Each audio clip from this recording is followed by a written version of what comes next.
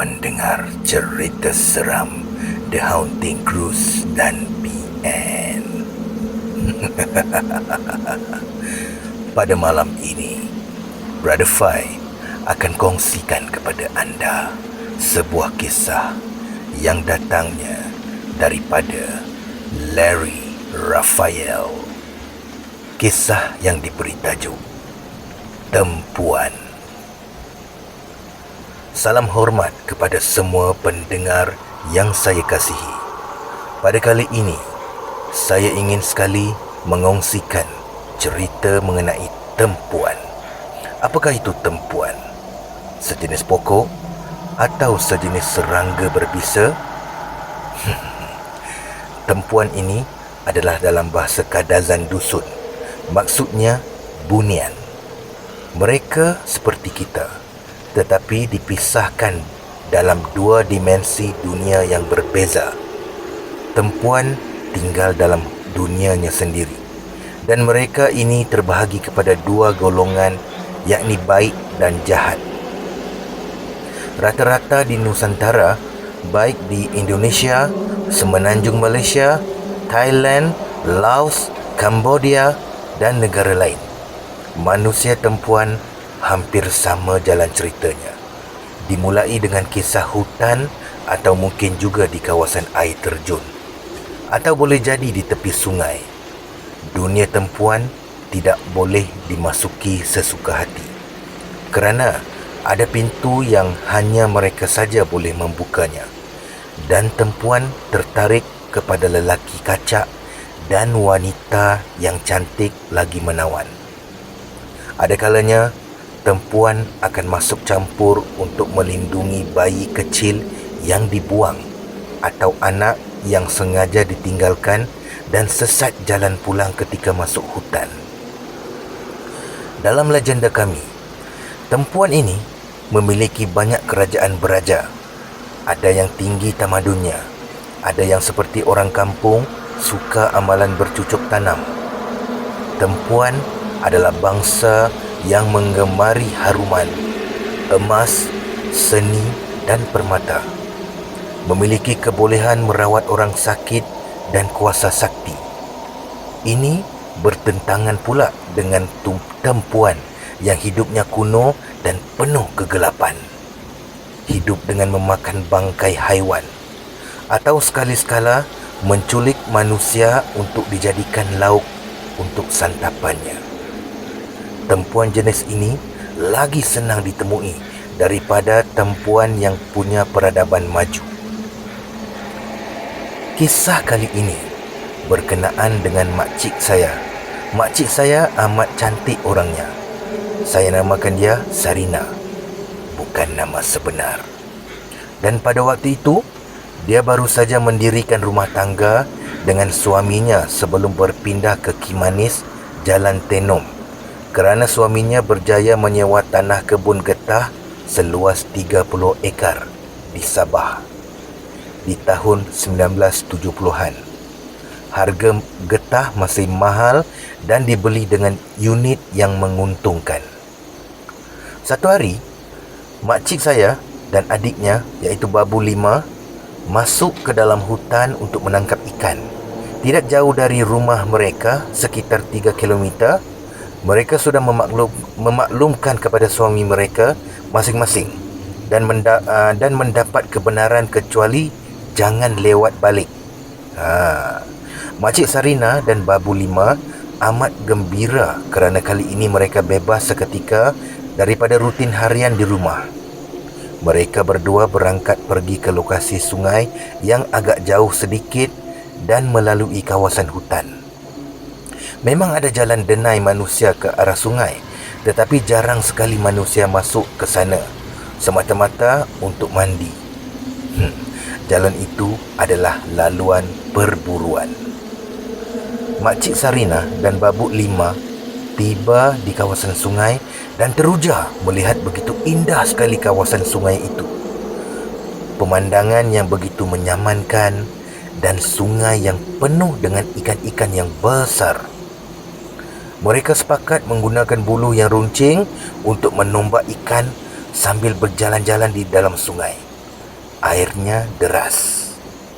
Di sesetengah kawasan, airnya mengalir damai dan tenang. Dan sungai itu penuh dengan batu-batu yang besar dan berwarna biru terang seperti warna langit. "Kak, berapa sudah kau dapat?" jerit Babuk Lima. Ada 5 ekor sudah. Banyak ikan tapi susah nak kena," balas Makcik Sarina. Mereka terus bergerak dan naik ke ulu sungai. Kali ini ikan tiba-tiba menghilang. Sukar dilihat kelibatnya walaupun air sungai jernih dan biru dipancar terik matahari. Tetapi mereka tidak berputus asa dan terus melilau memerhatikan dengan pandangan yang tajam. Masakan cuma beberapa ekor saja tangkapan mereka, dan tiba-tiba berhenti hampir 2 jam walaupun sungai itu sangat jernih dan tadinya penuh dengan ikan-ikan yang besar dan gemuk. Tiba-tiba Makcik Sarina merasa jijik. Ia tertangkap katak gergasi berwarna putih. Rasa geli geleman itu pecah dengan hilaian ketawa mereka berdua. Almaklumlah, perempuan terpegang katak gergasi adalah hal yang menyeramkan bagi mereka. Kisah ini tidak disudahi dengan seekor katak albino. Namun, disinilah bermulanya episod keganjilan tersebut.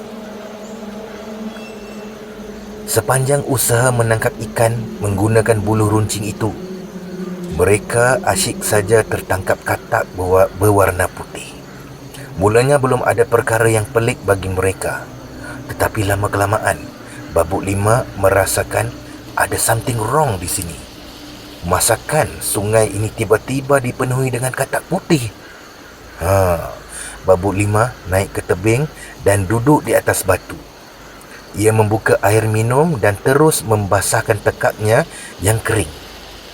Tiba-tiba, dia melihat sesuatu dalam hutan. Babuk Lima adalah makcik saya yang gifted dalam mata ke-6. Panca inderanya amat sensitif dan dia mampu melihat makhluk-makhluk astral secara live. Tapi kali ini dia tidak nampak makhluk astral. Yang dia nampak timbunan semak yang aneh. Siapa pernah nampak movie Hollywood bertajuk Predator? Bagaimana Predator itu menghilang dan mengekori secara senyap dan bersembunyi. Yang kelihatan pada masa itu bukan Predator, tetapi Babuk Lima mula merasakan ada makhluk halus yang tidak kelihatan oleh mata kasar dan bersembunyi, memerhatikan mereka di semak samun yang tebal dengan senyap. Babuk Lima sangat yakin yang benda itu tengah mengintai Makcik Sarina. Maka Babuk Lima berdiri dan terus memanggil makcik, iaitu memanggil Makcik Sarina naik ke darat menjamah kuih yang dia bungkuskan sebagai pengalas perut kalau lapar. Dia tidak menceritakan hal itu kepada Makcik Sarina. Dia berdiam diri. Dia tahu jika dia menceritakan kepada Makcik Sarina, nanti dia akan panik. Dan tentunya suasana yang begitu mengembirakan akan berubah menjadi seram. Matahari sudah tegak di atas kepala dan mereka bersetuju balik jam 2 petang. Mereka meneruskan perjalanan mencari ikan dengan bulu runcing. Tetapi sepanjang itulah katak-katak putih semakin banyak. "Lima, kamu tahu ke apa spesies katak?" jeris Makcik Sarina. Babuk Lima memandangnya dengan tajam dan menunjukkan isyarat jari di bibir tanda diam. Shh. Dan kemudian Babuk Lima berpaling. Dan kali ini amat jelas dia melihat rumput semak bergerak seperti dilalui manusia. Tetapi orangnya tidak kelihatan sama sekali. Babuk Lima bangun dan naik ke darat dengan cepat. Dia mengarahkan Makcik Sarina agar segera keluar daripada permukaan air sungai. Dia menuju ke dahan kayu muda, menebangnya sekuat hati dengan parang dan memegang dahan kayu itu sambil berseru, "Saya panggil 100 roh nenek moyang. Saya panggil 1000 roh nenek moyang. Jadilah pendamping akan kami. Jadilah pendamping akan aku dan kakak." Babuk Lima terus memacak kayu itu, dan tiba-tiba bertiup angin kencang di dalam hutan. Pokok-pokok dan dedaunan bergeser. Suasana yang begitu cerah menjadi gelap. Nyata sebentar lagi akan berlaku hujan lebat kerana cuaca berubah menjadi kelam dan guruh mula kedengaran. Makcik Sarina dan Babuk Lima terus melompat dan melangkah kayu yang dipacak dengan mentera ringkas yang dibacakan oleh Babuk Lima tadi. Mereka angkat hasil tangkapan mereka dan berlari menuruni sungai ke aras bawah. Babuk Lima yakin benda itu tidak dapat melihat mereka kerana Babuk Lima baru melafazkan kalimat perlindungan dan kabur di mata makhluk halus. Dengan cepat dan tangkas, mereka bergegas turun kembali ke arah jalan mereka yang tiba tadi. Masalah mula timbul. Beberapa hari kemudian, Makcik Sarina terkena penyakit misteri. Dia tiba-tiba pengsan dan rebah di mana saja, ketika memasak, ketika cuci kain, ketika menjemur pakaian. Boleh dikatakan dia pengsan tidak mengira tempat dan kawasan. Pada mulanya, tidak ada hal yang aneh dipikirkan berlaku. Tetapi kemudiannya, hal itu berlarutan sampai Makcik Sarina terpaksa ke hospital untuk dirawati. Simptom ini dipanggil sleep alpinus.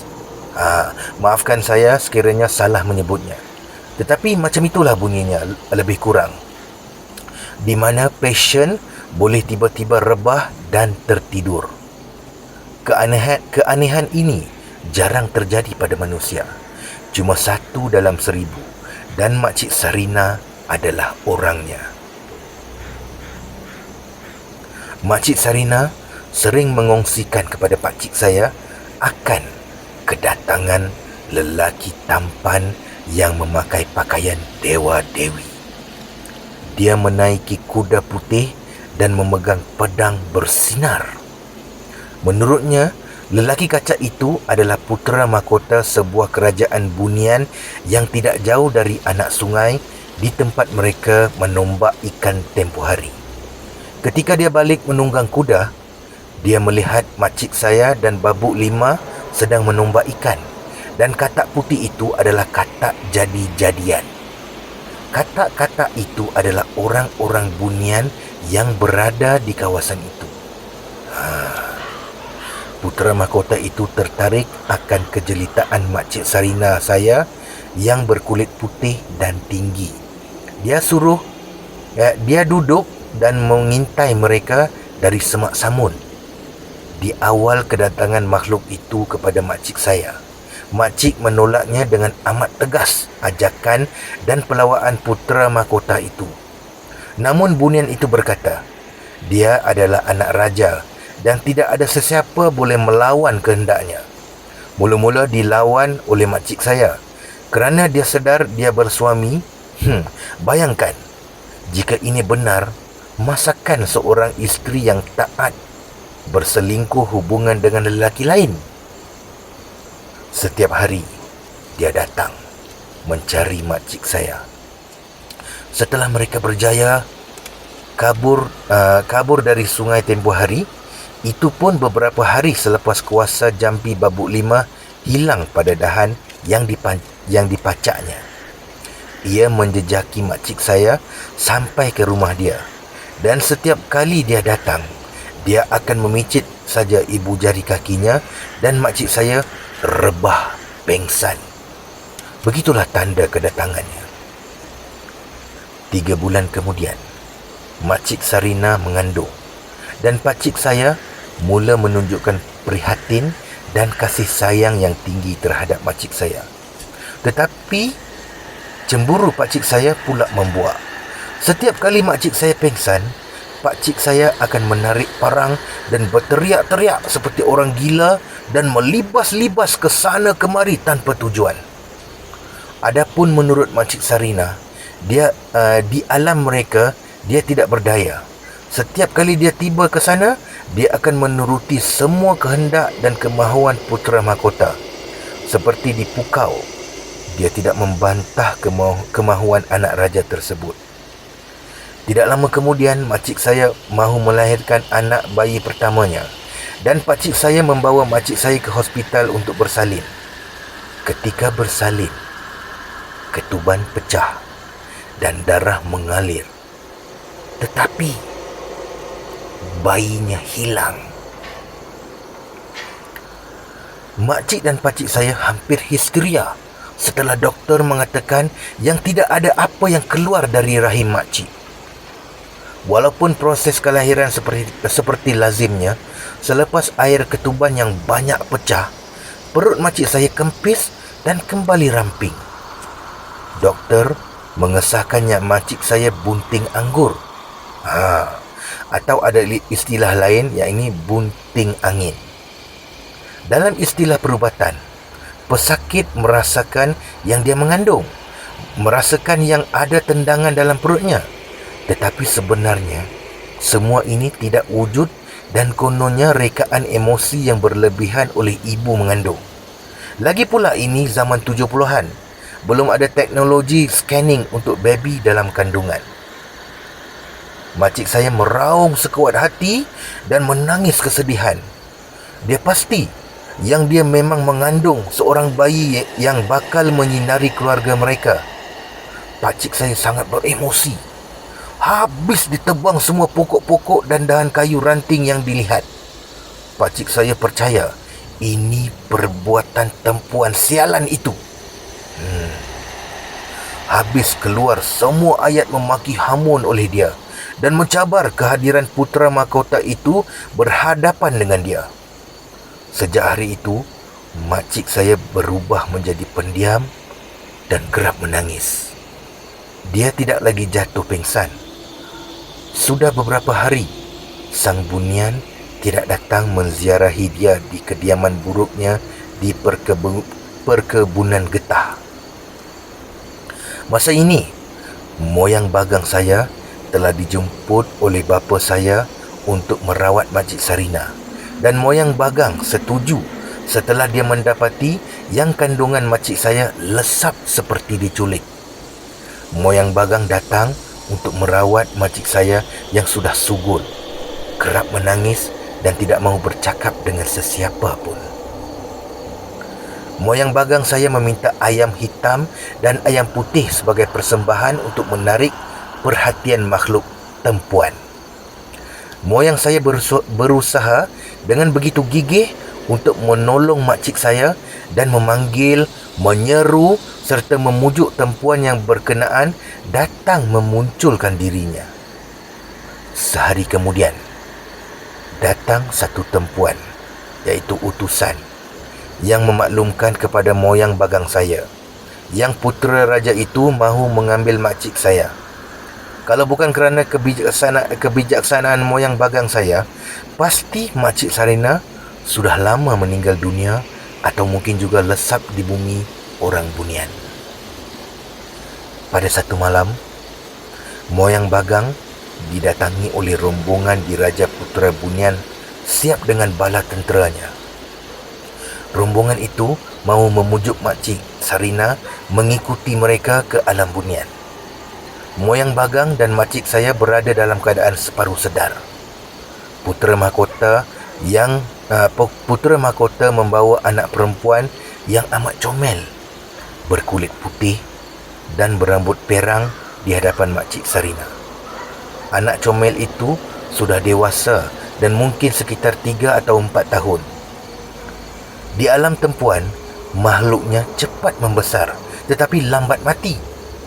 Mungkin graviti di kawasan mereka agak jauh berbeza dengan alam manusia. Makcik Sarina begitu emosional ketika melihat anak perempuannya yang dipangku oleh putera mahkota tempuan. Anak itu begitu petah sekali bercakap dan mengangkat tangannya meminta didukung. Putera mahkota mengatakan kepada Makcik Sarina yang dia dijemput pulang ke alam mereka dan harus menjadi isterinya. Makcik saya menangis dengan penuh emosi dan moyang bagang saya kerap meyakinkan kepada Makcik Sarina yang alam ini tidak sesuai untuk manusia fana. Dalam suasana yang tegang, moyang bagang saya meminta agar jangan lagi diganggu Makcik Sarina selama-lamanya. Alam manusia dan alam tempuan tidak mungkin akan menyatu. Alam ini terlarang antara kedua belah pihak dan tidak boleh diseberangi sama ada manusia dan tempuan, kata moyang bagang. Walaupun sudah dinasihatkan oleh moyang bagang saya, putera mahkota tempuan tetap berdegil memujuk Makcik Sarina ke alam mereka dan tinggal bersama mereka. Berlaku usaha cuba menggoda Makcik Sarina untuk ikut bersama mereka. Dengan cepat, moyang bagang melempar api di antara mereka dengan pasukan Diraja Putera Bunian. Mereka terkejut dengan langkah cepat yang dibuat oleh moyang saya. Moyang bagang kemudiannya memegang Makcik Sarina yang berubah semakin sejuk dan pucat kelesuan. Moyang bagang dengan cepat menggunakan kuasa bobohizannya dan membuat lingkaran api besar dalam bulatan api menyala. Putera mahkota tidak mahu mengalah. Dia mengerahkan pasukan tentera untuk menyerang moyang bagang yang kusyuk membaca rinit, iaitu mentera. Dengan sekuat tenaga, moyang bagang saya menghempaskan, iaitu combo runguh, ke tanah dan suasana berubah menjadi amat panas. Di satu sudut terbuka, lubang hitam yang menyedut semua tempuan masuk ke dalam secara paksa. Para tempuan bertempiaran cuba lari dan menyembunyikan diri. Tetapi sedutan kuat dari lubang itu menarik kuat mereka sampai mereka melayang-layang masuk ke dalam. Putera mahkota cuba melawan. Dihulurnya pedang saktinya dan dia cuba memetir lubang itu dengan petir yang keluar dari pedangnya, tetapi tidak berhasil. Petir itu juga disedut masuk ke dalam pusar yang berputar-putar. Akhirnya, putera mahkota bersama anak dan kuda ikut diserap masuk. Moyang bagang melemparkan satu rantai tembaga ke arah lubang itu dan lubang itu gaib, tertutup dan mereka sedar dari kerasukan. Makcik Sarina sembuh sedia kala dan kembali berfikiran waras seperti sebelumnya. Dia tidak lagi meratapi kehilangan bayinya semasa bersalin tempoh hari. Moyang bagang telah mengunci pintu abadi antara tempuan dan keluarga makcik saya. Sejak pintu itu dikunci, tiada lagi tempuan di kawasan itu yang kelihatan. Antara dimensi manusia dan dimensi tempuan sudah tertutup rapat. Walaupun sudah lama meninggalkan kebun getah itu dan sudah memiliki 2 anak laki-laki, Makcik Sarina masih bercerita kepada kami yang ada kalanya dia bermimpi kedatangan anak perempuannya. Menurut cerita makcik saya, anak gadisnya sudah dewasa. Walaupun dapat berjumpa, mereka tidak boleh berpelukan kerana ada benteng cermin kaca yang tebal yang menghadang antara dia dan anak gadis hasil hubungan terlarangnya dengan putera mahkota Bunian. Demikian juga putera mahkota hanya mampu melihat dia di balik kaca tebal yang jernih. Kunci pintu itu rapat, tertutup rapat untuk mereka selama-lamanya. Makcik saya meninggal dunia di tahun 2001 dan meninggalkan 2 anak laki-lakinya. Saya percaya Yang putera bunian itu pastinya berduka cita ke atas pemergian arwah makcik saya. Di hutan yang tebal, bukan kita seorang saja yang menghuninya. Pandang-pandanglah mata dan jagalah adab susila ketika berkata-kata. Jangan dijerat dengan tempuan, kerana mereka amat mahir dengan pukau dan pujuk rayu yang kuat. Mereka memang wujud dan dijadikan sebelah menyebelah di alam manusia kita. Based on true story. Larry Raphael. Sekian.